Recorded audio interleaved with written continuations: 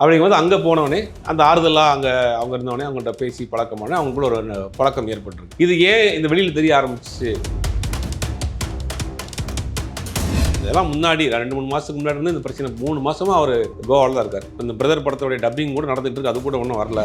ஏறக்குறைய அதே கோவா, அதே கதை, அதே பாடகருக்கு பதிலாக அவர் நடிகர்.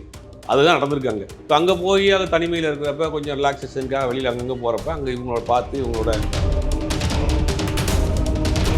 தாண்டி இவங்க என்ன சொல்லிட்டாங்கன்னா அவங்களுக்கு வந்து மெஸ்மரிசம் தெரியும், அவங்க வந்து ஒரு யோகா பண்ணுறவங்க, ஜெயம் ரவியை வந்து இது பண்ணி வச்சிருக்காங்க அப்படி இப்படிலாம் நிறைய சொல்கிறாங்க. அது கிடையாது. பேசிக்காக யாராக இருந்தாலும் தனுஷ் அவர்களும் ஐஸ்வர்யா அவர்களும் மீண்டும் இணையறதுக்கு வாய்ப்பு இருக்கு அப்படின்ற மாதிரி ஒரு விஷயங்கள் இப்போ சோசியல் மீடியாவில் பயங்கரமாக போயிட்டு இருக்கு. இல்லை, அவர் வலதுசாரி சிந்தனையாளருங்கிறதுல மாற்று கருத்து கிடையாது. அதை வந்து ஸ்ட்ராங்காகவே பேசுவார். ஏறக்குறைய வந்து அதை உள்ள திணிக்கிறாருங்கிற மாதிரி தான் பார்க்க முடியும். பொதுவாக இந்த ஆடியோ லான்ச் எதுக்கு வைப்பாங்க அப்படின்னா, ஒரு படம் ரிலீஸ் ஆகிறதுக்கு முன்னாடி படத்தினுடைய ப்ரொமோஷன் ஸ்டார்ட் ஆகும். அப்போ ஆடியோ போட்டு காமிச்சு அந்த ப்ரெஸ் ரிப்போர்ட்டருக்கு போட்டு காமிச்சு சில ஃபோட்டோஸ்லாம் கொடுத்து ப்ரெஸ்ஸில் கொடுக்க சொல்லுவாங்க. அதான் ஆரம்பத்தில் ஆரம்பிக்கும். இப்போ என்னன்னா யார் அதில் கண்டென்ட் கொடுக்குறாங்க, பட் சேர்ந்தா நல்ல விஷயம் தான். குழந்தைகள் பெரிய குழந்தைங்களாயிருச்சு, குழந்தைகளோட எதிர்காலம் அந்த குழந்தைகளுக்காக சேரணுங்கிறதா எல்லாருடைய ஆசை. அதை பற்றி ஆனால்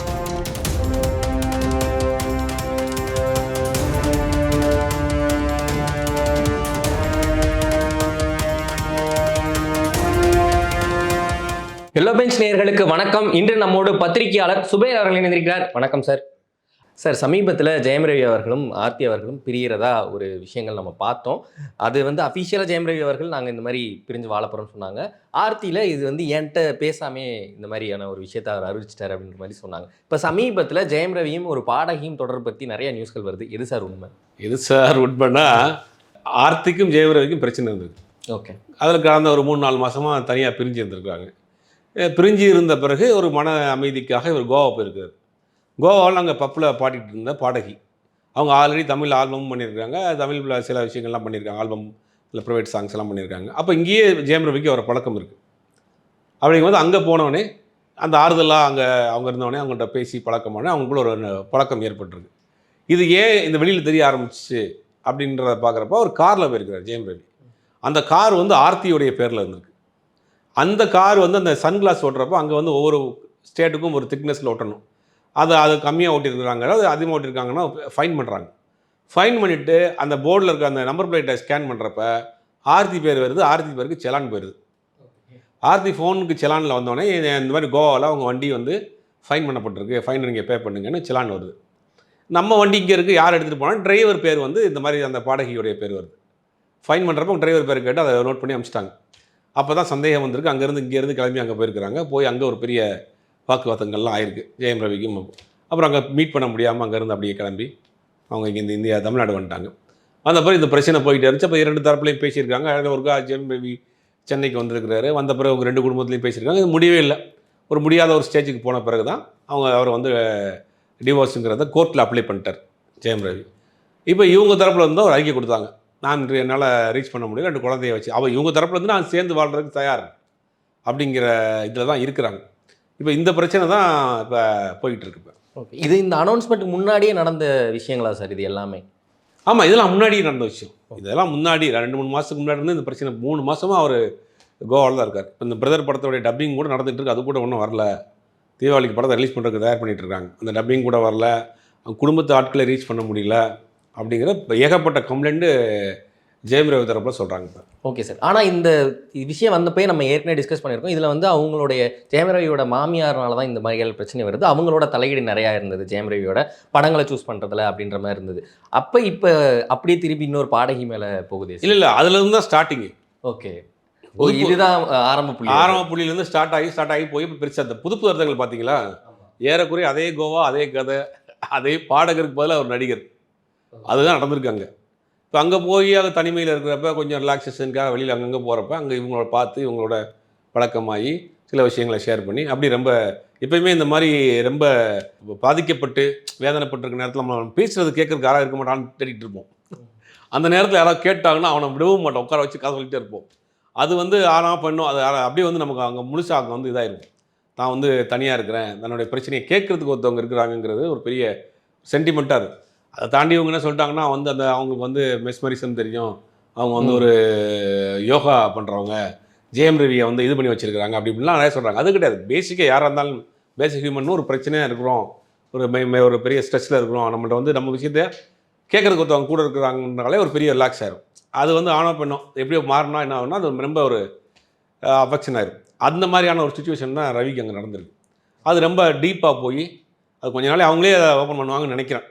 அந்த அந்த அளவுக்கு முயற்சின்றாங்க. இப்போ 2 பேரும் பிரிக்க முடியாத இடத்துக்கு போயிட்டாங்க அப்படிங்கிறாங்க. அதனால் அது மிக விரைவில் அவங்களே இதை பற்றின அந்த டைவர்ஸ் எல்லாம் லீகலாக வாங்கின பிறகு அறிவிக்கிறதுக்கு வாய்ப்புகள் அதிகம்.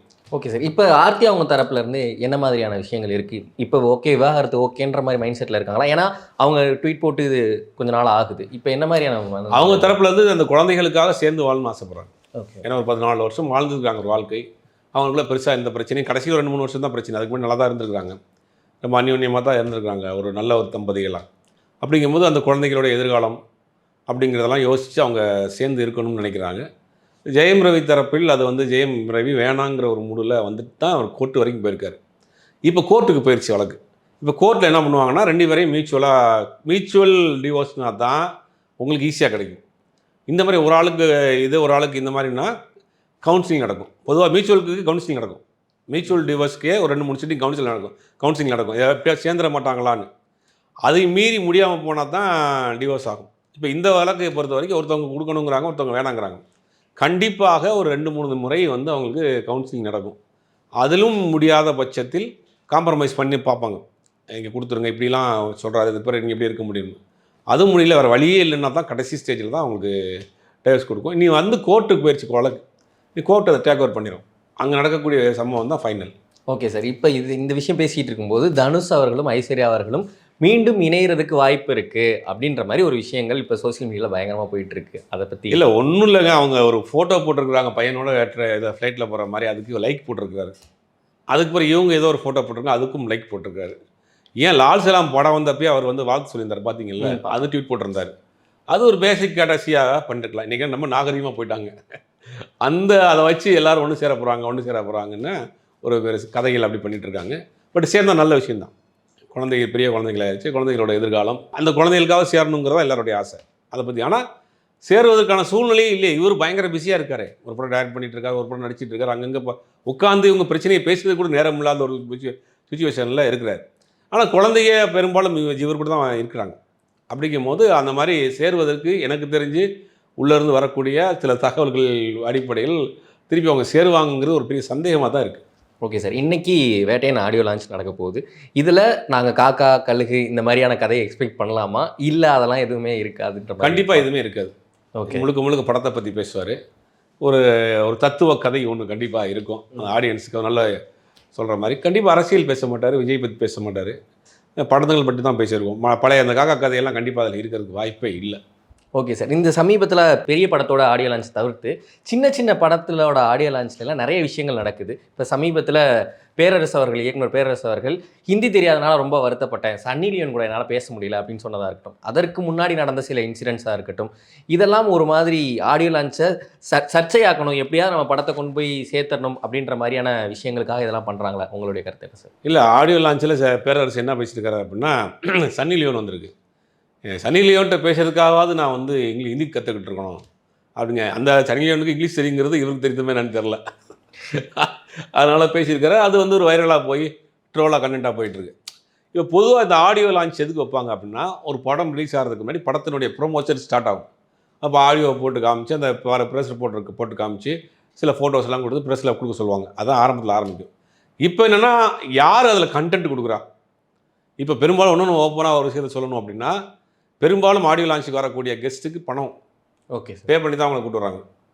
அதுக்கு ப்ரொமோஷனுக்கு தனியாக அந்த கூல் சுரேஷ் மாதிரி ஆட்களுக்கு ஒரு பேமெண்ட் கொடுக்குறாங்க.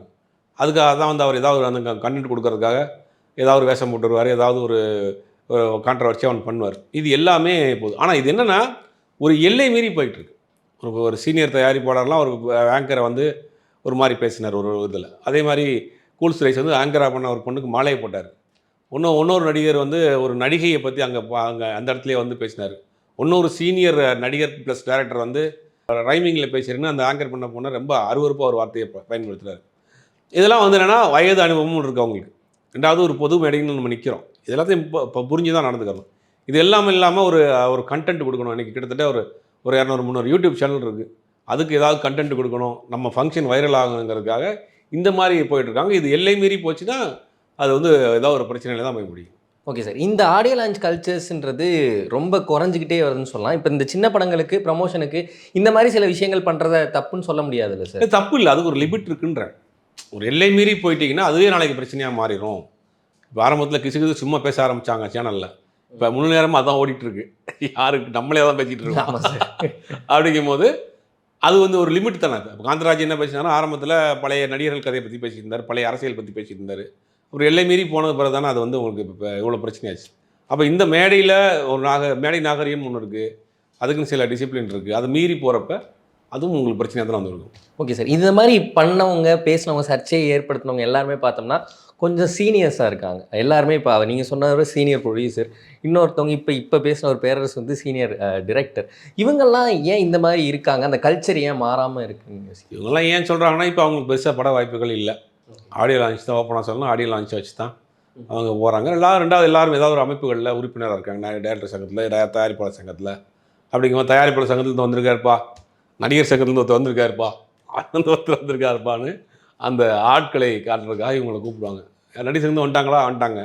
டைரக்டர் சங்கத்துல வந்துட்டாங்களா? ரைட்டு. ஓகே, இவங்களாம் மேடையில் உட்கார வைங்க அப்படின்னு உட்கார வச்சு நாங்கள் உங்களுக்கு துணையாக இருப்போம். நேற்று கூட ஒரு தயாரிப்பாளர் பேசியிருந்தார். நீங்கள் என்ன நாளும் பண்ணிட்டு வாங்க, எங்களை அவங்களுக்கு துணையாக இருப்போம் அப்படின்ற மாதிரிலாம் பேசியிருந்தார்.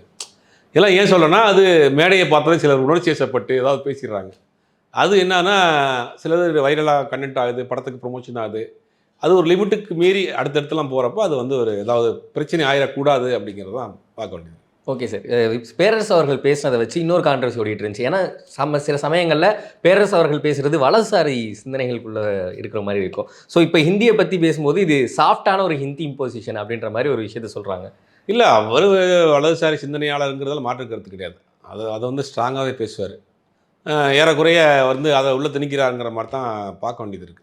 இது தெரியாதுன்னு போடான்னு டிஷர்ட் போட்டாங்க, இந்த தெரியாதுன்னு போடான்னு இது பேசினாங்க. அப்போல்லாம் நான் அதை வந்து ஏற்றுக்கிட்டேன், ரசித்தேன். இப்போ தான் புரியுது ஏன்டா ஹிந்தி கற்றுக்கல அப்படின்ற மாதிரி அவர் சொல்கிறாரு. அந்த நடிகைகிட்ட பேசுறதுக்கு ஹிந்தி கற்றுக்கிறதுன்னு இங்கிலீஷ் தெரியலன்னு இவர் சொல்லுங்கள். இங்கிலீஷ் தெரிஞ்சால் இங்கிலீஷ் பேசிட்டு போயிடலாம், அது ஹிந்தி தான் தெரியுமா? இன்றைக்கி நம்ம இருமொழி கொள்கையில் உறுதியாக இருக்கிறதுனால தான் இன்றைக்கி உலகத்தில் இருக்கிற டாப் 10 கம்பெனிஸில் இருக்க முக்கியமான சிஇஓஸ், எம்டி, ஜிஎம் மாதிரி ரேஞ்சில் இருக்க ஆள் கூட தமிழ்நாட்டில் தான் உட்காந்துருக்கோம்.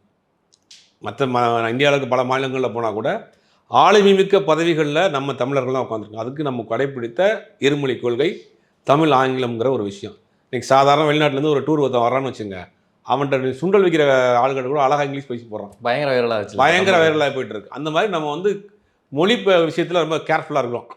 நம்மளை யார் நம்ம மொழியை சரி காப்பாற்றணும், நம்ம உலகத்தளவில் கனெக்ட் பண்ணக்கூடிய மொழியும் கற்றுக்கிறணும் அப்படிங்கிறது ரொம்ப தெளிவாக இருக்கும்.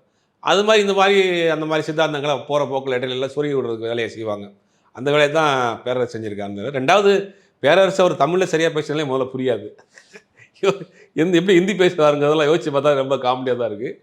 இது வந்து ஒரு ஜாலியாக பேசியிருந்தாலும் கூட அதுக்குள்ளே ஒரு மெசேஜ் இருக்குல்ல, ஹிந்தி கற்றுக்கிறணுங்கிற அப்படின்ற இதுக்காவது ஹிந்தி கற்றுக்கங்கிறத மறைமுகமாக சொல்கிற மாதிரி தான் இருக்குது. ஓகே சார், எங்களுக்காக நிறைய தகவல்கள் ஷேர் பண்ணீங்க. மிக்க நன்றி சார்.